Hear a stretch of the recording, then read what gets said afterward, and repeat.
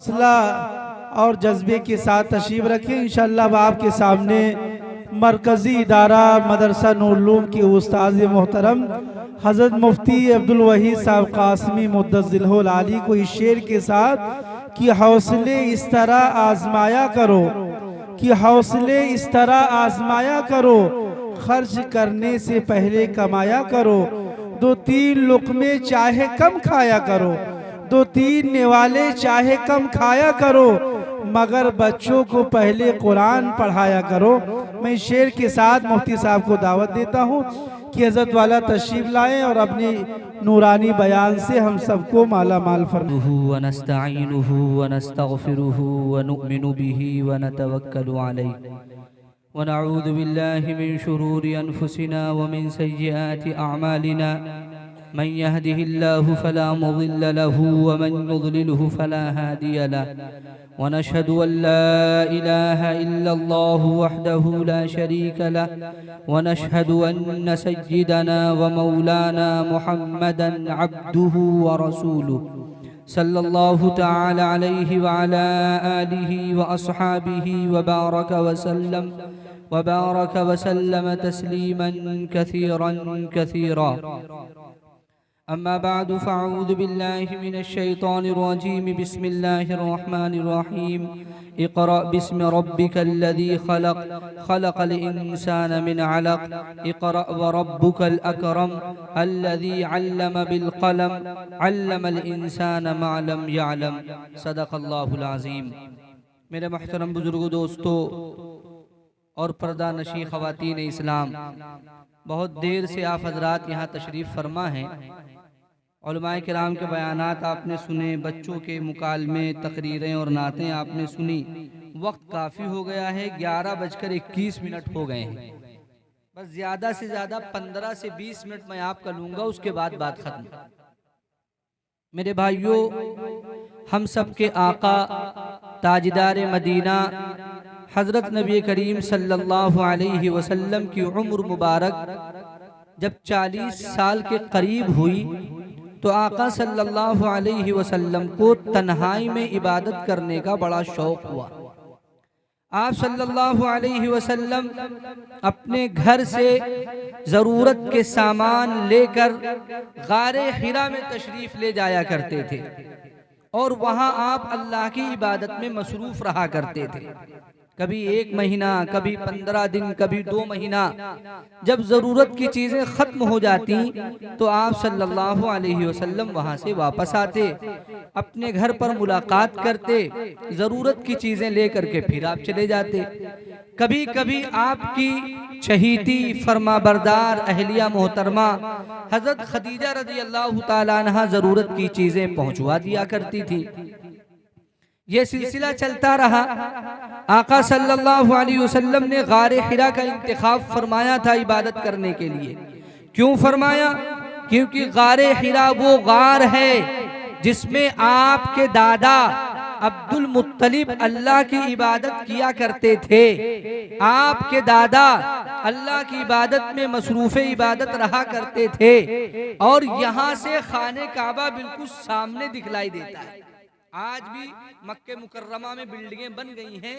अगर उन बिल्डिंगों को हटा दिया जाए और गारे हिरा में जाकर के उसको खड़ा होकर के देखे तो अल्लाह का घर बैतुल्लाह बिल्कुल सामने साफ साफ दिखलाई देगा।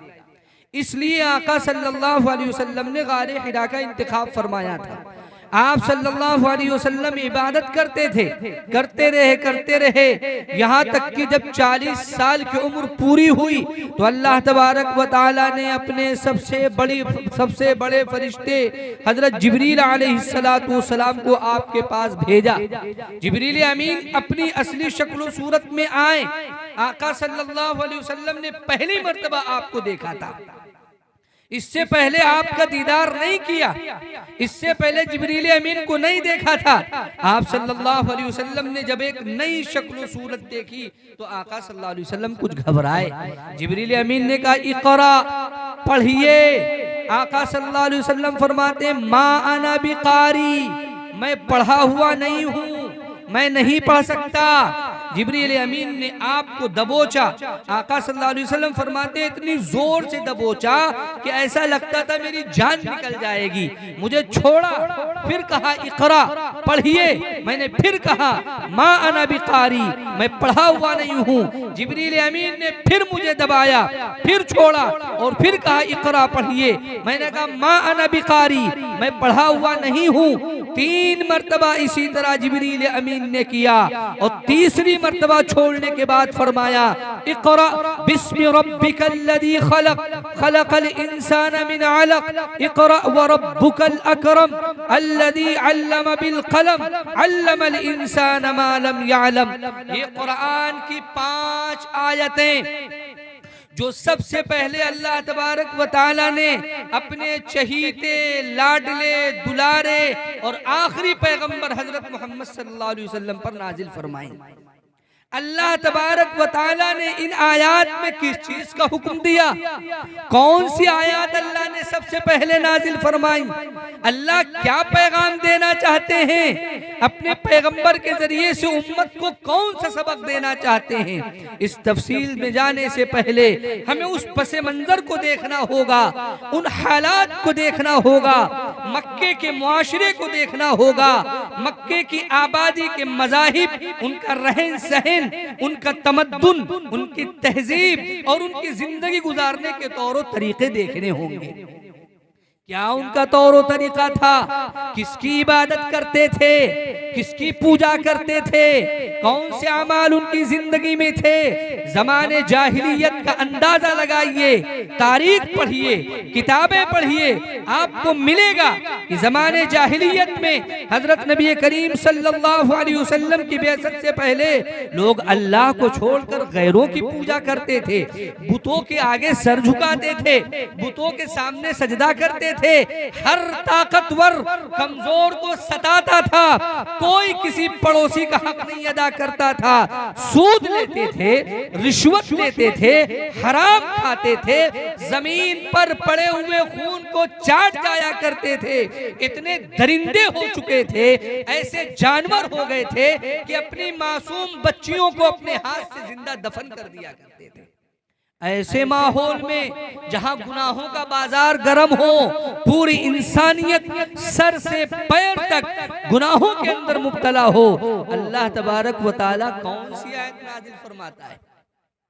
अल्लाह ने यह आयत नहीं नाजिल फरमाई कि मेरी इबादत करो, मेरे आगे सजदा करो, सूद हराम है खाना छोड़ दो, रिश्वत लेना हराम है रिश्वत छोड़ दो, पड़ोसियों के हुकूक अदा करो, माँ बाप के हुकूक अदा करो, बीवी बच्चों के हुकूक अदा करो। अल्लाह ने इन तमाम चीजों के मुताल्लिक आयत नाजिल नहीं फरमाई। फिर अल्लाह ने कौन सी आयत नाजिल फरमाई? सबसे पहली आयत अल्लाह तबारक व तआला ने तालीम के मुताल्लिक नाजिल फरमाई। क्या फरमाया? इक़रा बिस्मि रब्बिकल्लज़ी खलक़, पढ़िए उस रब के नाम से जिसने पैदा किया। पढ़ने का हुक्म दिया, तालीम हासिल करने का हुक्म दिया। क्यों?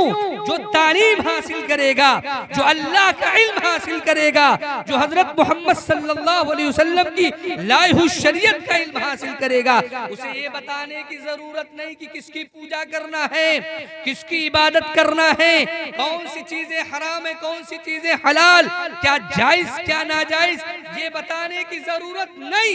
वो इल्म खुद उसे बताएगा कि हमें अल्लाह की इबादत करनी है, हमें अल्लाह के आगे सर झुकाना है, हमें अपने माँ बाप की इज्जत करनी है, हमें अपने माँ बाप की खिदमत करनी है। ये इल्म बताएगा क्या हलाल है क्या हराम है, ये इल्म बताएगा कि हमें हलाल को अपनाना है, हलाल खाने में हमारा फायदा है, हराम को छोड़ना है, हराम खाने में हमारा नुकसान है। ये इल्म बताएगा कि बड़ों की इज्जत कैसे की जाए, बड़ों का एहतराम कैसे किया जाए। ये इल्म बताएगा कि बेटियां तुम्हारे लिए जन्नत की जामिन हैं, बेटियां जिनको तुम नबी की बेइज्जत से पहले जिंदा दफन कर देते हो, इन्हीं बेटियों की तरबियत करोगे, परवरिश करोगे, तालीम दोगे, वक्त होने पर इनकी शादी करोगे, आका फरमाते हैं उसके लिए जन्नत वाजिब हो जाएगी। ये कैसे पता चलेगा? ये इल्म से पता चलेगा। इसीलिए तो अल्लाह ने सबसे पहले इल्म के बारे में आयत नाजिल फरमाई।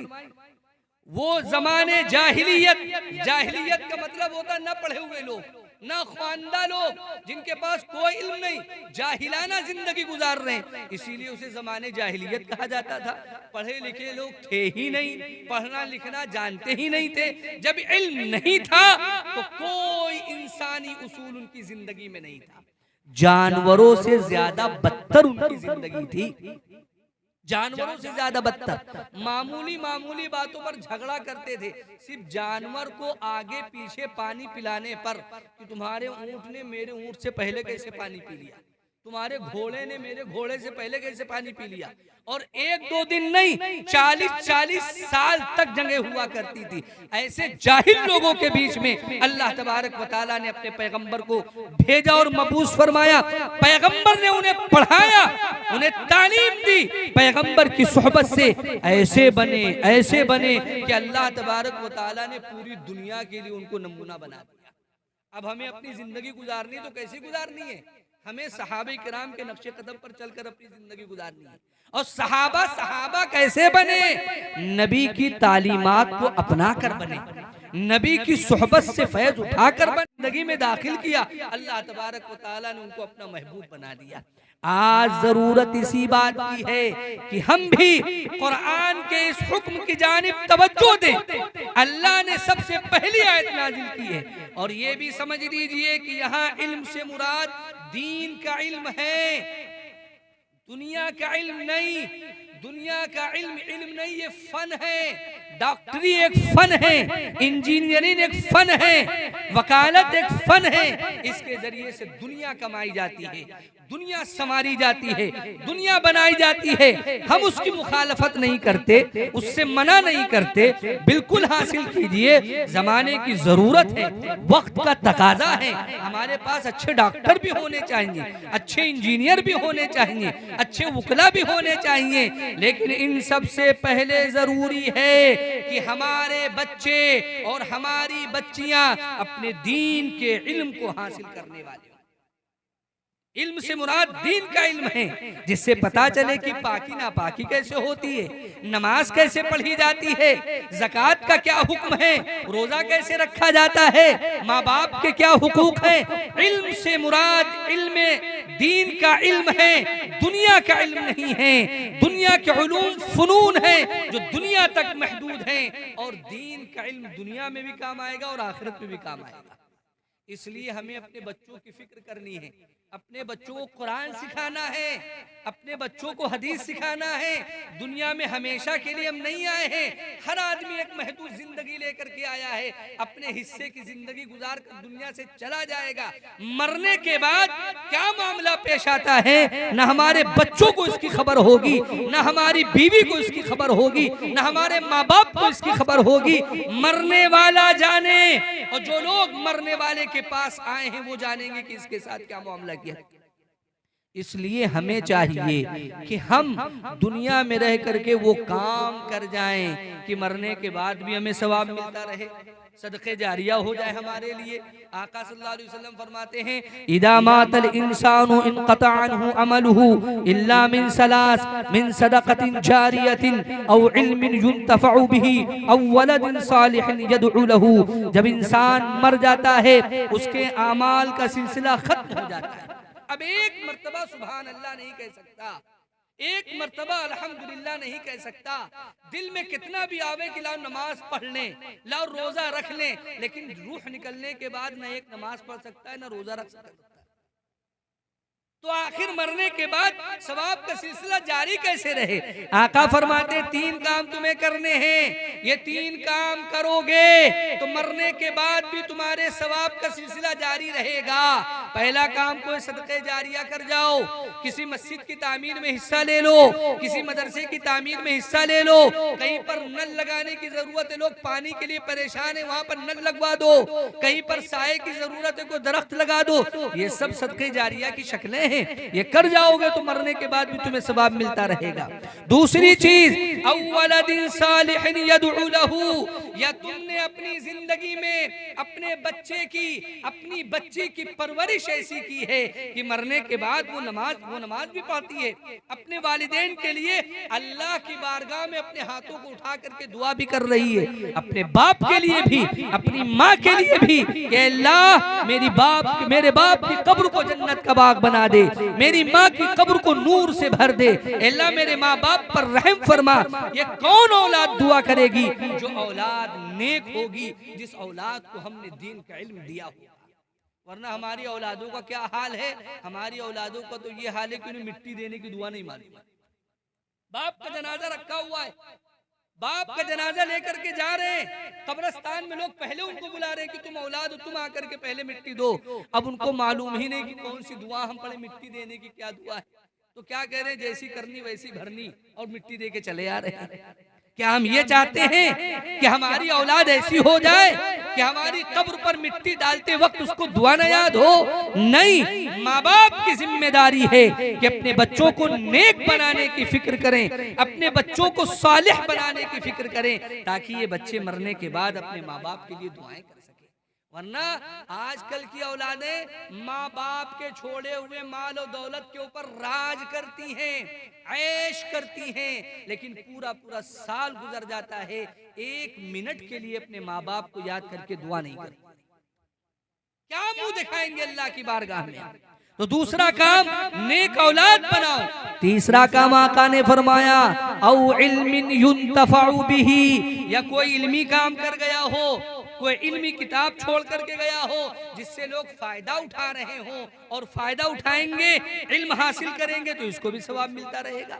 इसलिए मेरे भाइयों, हम सब की जिम्मेदारी है, ये छोटा सा गांव है, इस गांव में हजरत कारी अब्दुल मुईज़ साहब दामत बरकातुहुम बड़ी मेहनत कर रहे हैं, और मैं तो इनके जज्बे को सलाम करता हूँ, दिल की गहराइयों से इनको मुबारकबाद पेश करता हूँ। मैं अपनी बात बताऊं सच्चाई के साथ कि अगर मुझे यहाँ काम करना होता तो मैं न रुक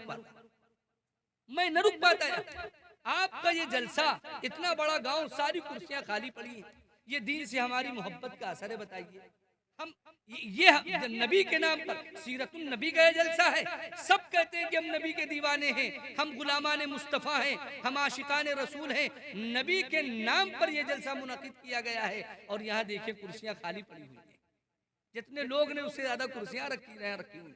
बहुत हिम्मत के मालिक हैं ये, अल्लाह ताला इनको मजीद हिम्मत अता फरमाए।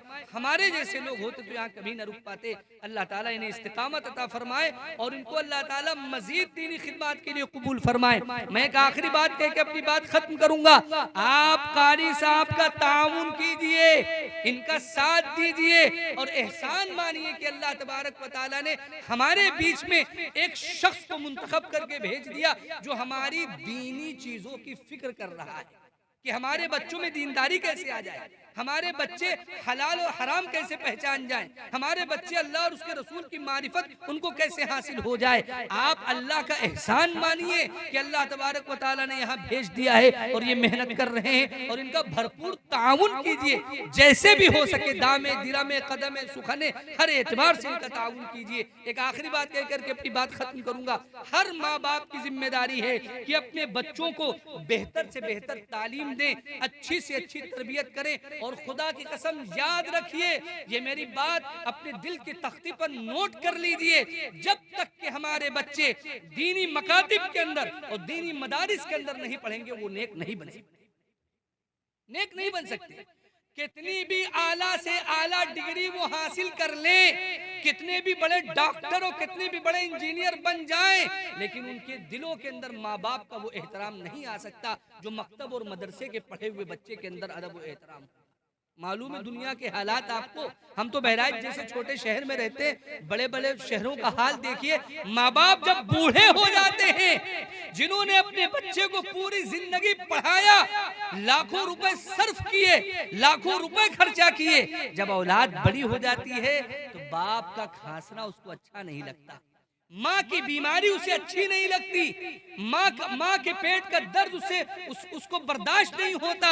रात में माँ का कहलना, बाप का कहलना ये औलाद को पसंद नहीं आता।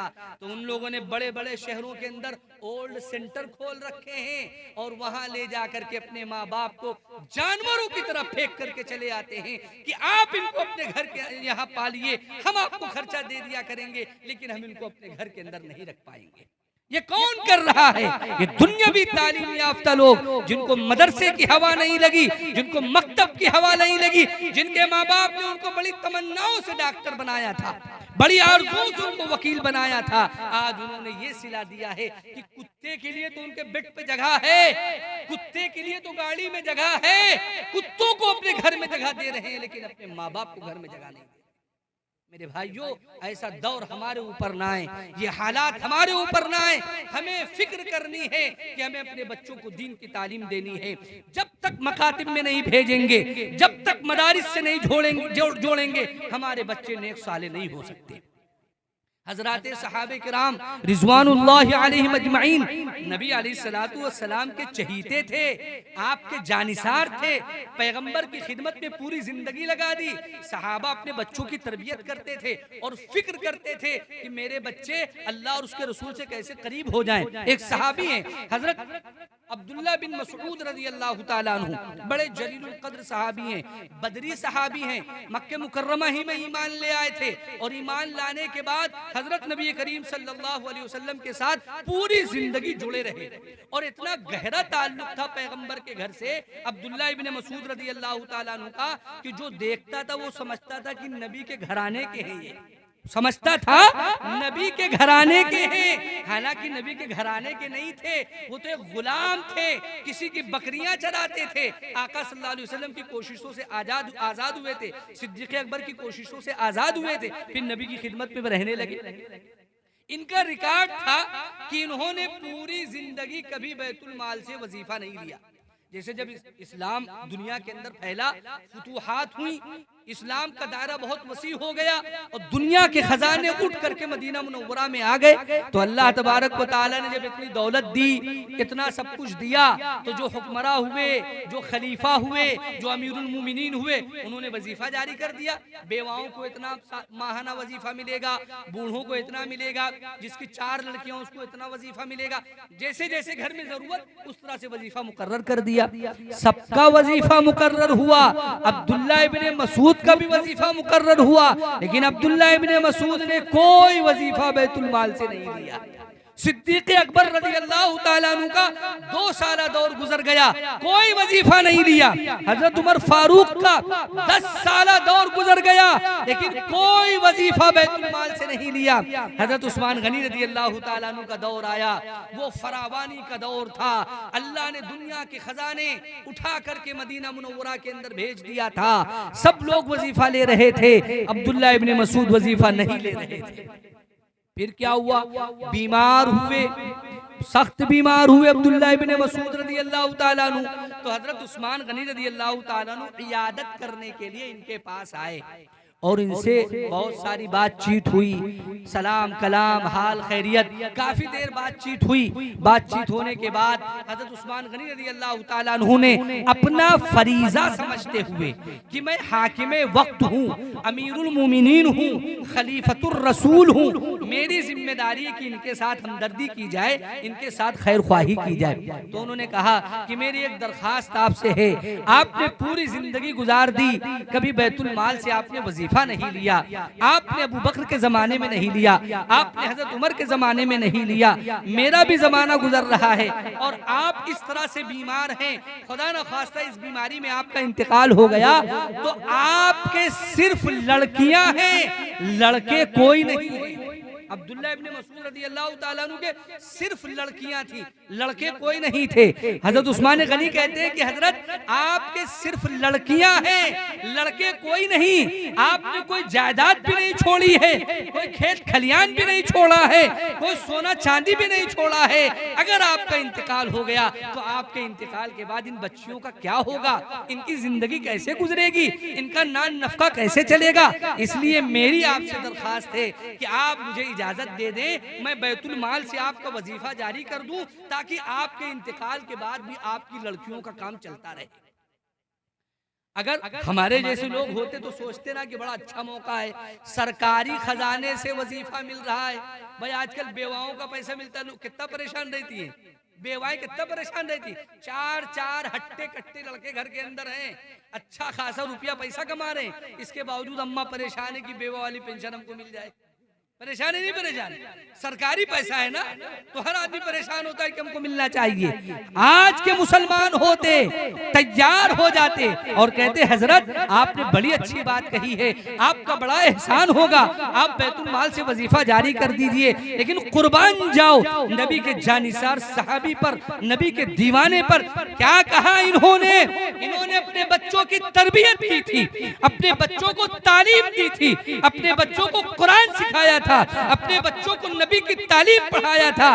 क्या कहते हैं? कहते हैं हजरत आपको फिक्र करने की जरूरत नहीं कि मेरी बच्चियां मेरे इंतकाल के बाद अपनी जिंदगी कैसे गुजारेंगी, आपको फिक्र करने की जरूरत नहीं, क्योंकि मैंने अपने आका हजरत मोहम्मद सल्लल्लाहु अलैहि वसल्लम की ज़बाने मुबारक से ये इरशाद सुना है, मन क़रा अल वाक़िअता कुल्ल लैलतिन लम तुसिबहु फाक़तुन, कि जो शख्स रोजाना सूरे वाक़िया की तिलावत करेगा, हर रात सूरे वाक़िया की तिलावत कर लेगा, जो 27वें पारे में है, सूरे रहमान के बाद है इदा वक़अतिल वाक़िया, जो शख्स सूरे वाक़िया की हर रात में तिलावत कर लेगा, अल्लाह तबारक व तआला कभी उसके ऊपर फाका नहीं आने देगा। ये पैगंबर का इरशाद है। अब्दुल्लाह इब्न मसूद फरमाते हजरत फिक्र न कीजिए, परेशान न होइए मेरी बच्चियों के बारे में, मैंने अपनी बच्चियों को सूरे वाक़िया पढ़ना सिखा दिया है, मैंने अपनी बच्चियों को सूरे वाक़िया पढ़ना सिखा दिया है। ये सूरे वाक़िया पढ़ती रहेंगी, पूरी जिंदगी इनको फक्र फाका की नौबत नहीं आएगी। ये तरबियत है, ये है इस्लामी तालीम की अहमियत, ये है कुरान की अहमियत, ये है हदीस की अहमियत। आओ तय करें, इंशाअल्लाह अपने बच्चों को भूखा रख लेंगे, कपड़े फटे पुराने पहनाएंगे, लेकिन दीन की तालीम से जरूर आरास्ता करेंगे, दीन की तालीम जरूर अपने बच्चों को देंगे, बच्चियों को भी और बच्चों को भी, क्योंकि यही सदके जारिया बनेंगे। और कल क़यामत के दिन अगर हमने अपने बच्चों को दीन नहीं सिखाया, कुरान नहीं सिखाया, हदीस नहीं सिखाया, तो कल क़यामत के दिन यही बच्चे अल्लाह की बारगाह में हमारा दामन पकड़ेंगे, दामन पकड़ेंगे और कहेंगे अल्लाह आपने हमें ऐसे माँ बाप के हवाले किया था जिन्होंने हमारी तालीम और तरबियत की कोई फिक्र नहीं की थी। आका सल्लल्लाहु अलैहि वसल्लम ने फरमाया कुल्लुकुम राइन व कुल्लुकुम मसऊलुन अन रइयतिही, तुम में से हर एक निगरां है, बाप अपने घर का निगरां है, भाई अपने घर का निगरां है, बेटा अपने घर का निगरां है। इन सब से कल क़यामत के दिन पूछा जाएगा कि तुमने अपने मातहतों के बारे में किस तरह से फैसला किया था। और एक आखिरी बात कह के अपनी बात खत्म करूंगा, अगर मेरी माए बहनें जो यहाँ पर मौजूद हैं ये तय कर लें कि इंशाअल्लाह हमें अपने बच्चों को और बच्चियों को तालीम देना है, अल्लाह चाहेगा तो सब के सब पढ़ जाएंगे। माँ का बहुत अहम किरदार होता है, बच्चों की तरबियत में, बच्चों को पालने में माँ का बहुत अहम किरदार होता है। अगर माँ ठान ले तो बच्चों को कोई ताकत जाहिल नहीं रख सकती है। दिन भर माँ घर में रहती है, सुबह माँ घर में रहती है, नाश्ता माँ तैयार करती है, माँ अपने बच्चों को खिला पिला करके समझा बुझा करके उनको मकतब में भेजे, इंशाअल्लाह ये बच्चे जरूर कुरान और हदीस के जानने वाले हो जाएंगे।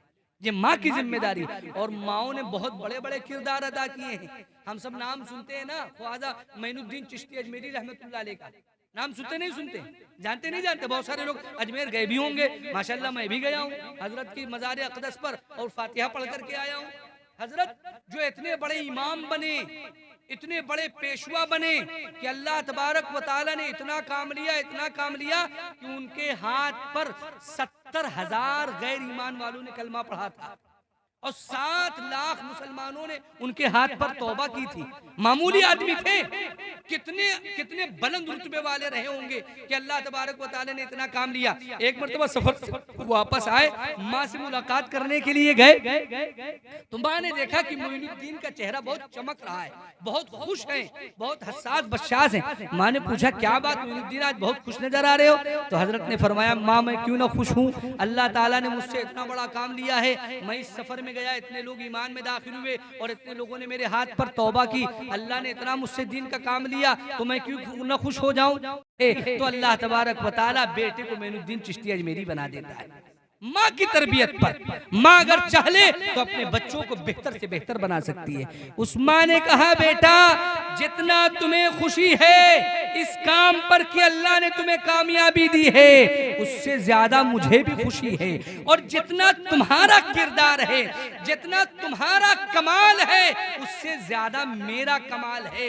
मेरा कमाल ये है कि जब तुम मेरी गोद में थे, दूध पीते बच्चे थे, जब भी मैंने तुम्हें दूध पिलाया मैंने वुजू करके तुम्हें दूध पिलाया था, बगैर वुजू के मैंने तुम्हें कभी दूध नहीं पिलाया। उस दूध के एक एक कतरे के साथ विलायत का नूर तुम्हारे अंदर अल्लाह तबारक व तआला दाखिल करता चला गया और आज तुम सरताजुल औलिया बन गए। ये माँ की तरबियत का असर है। इसलिए माएँ बहनें ये तय करें कि इंशाअल्लाह अपने बच्चों को और बच्चियों को जरूर कुरान और हदीस की तालीम देंगे, कारी अब्दुल मुईज़ साहब के मकतब को मजबूत करेंगे और इंशाअल्लाह इनको यहाँ से जाने नहीं देंगे, मायूस नहीं करेंगे, इंशाअल्लाह इनको करेंगे। भाई हम लोग तो चंद घंटों के लिए आए हैं, हम तो कह के चले जाएंगे अपनी बात। इनको आपके बीच में रहना है, आप इनकी कद्र कीजिए और अल्लाह का शुक्र अदा कीजिए कि अल्लाह ने एक मुखलिस, एक नेक बंदा आपके बीच में भेज दिया है। सिर्फ आपकी दीन की फिक्र को लेकर के इनको दुनिया से कोई मतलब नहीं। अगर दुनिया कमाना चाहते तो कुछ भी कमा सकते थे, बहुत सारे लोग कमा रहे हैं। जी जी अल्लाह ताला हम सबको कहने सुनने से ज्यादा अमल की तौफीक अता फरमाए। व आखिरु दावाना अनिल हम्दुलिल्लाहि रब्बिल आलमीन।